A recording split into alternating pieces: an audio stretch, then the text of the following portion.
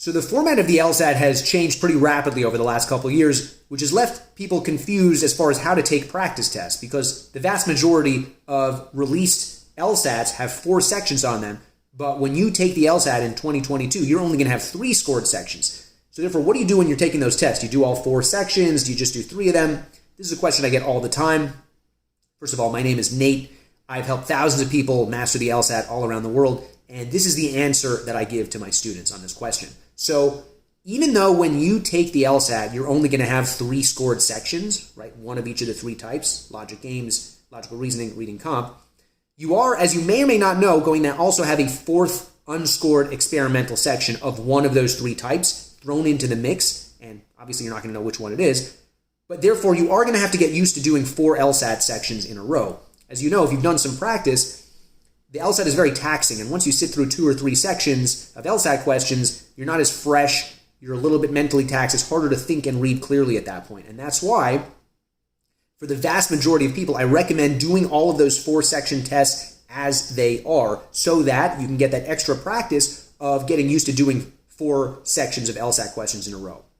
In fact, a few years ago, when the test used to be 4 scored sections and a 5th experimental section, I used to have my students leading up to test day. I used to have them, when they were taking those 4 section tests, I had them throw in a 5th random section from some other LSAT just to get used to doing 5 sections in a row.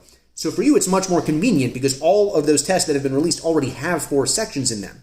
So that's why it makes sense to just practice them as they are. First of all, so that you can see what you actually would have scored on those tests, because all 4 of those sections counted towards the score on those tests. And second of all, like we said, just to get used to the stamina of sitting through 4 LSAT sections, which you are going to have to do when you take the test. Now, yes, it is true that when you actually take your LSAT, your added section might not be a logical reasoning section, right? All of those old 4-section tests, they all have 2 logical reasoning sections. When you take the test, your doubled section might be an extra logical reasoning section, but it might also be an extra reading comp section or an extra logic game section. So doing all those 4-section tests as they are may not perfectly simulate your actual test experience. However, that's neither here nor there, because as far as the 3 sections that are going to be scored for you, you are getting practice on all 3 of those. The 4th section we're adding in, it doesn't really matter what the section is, because it's more just about the mental stamina component. So whether it's a logical reasoning or whatever it is, it doesn't really matter, because again, we're just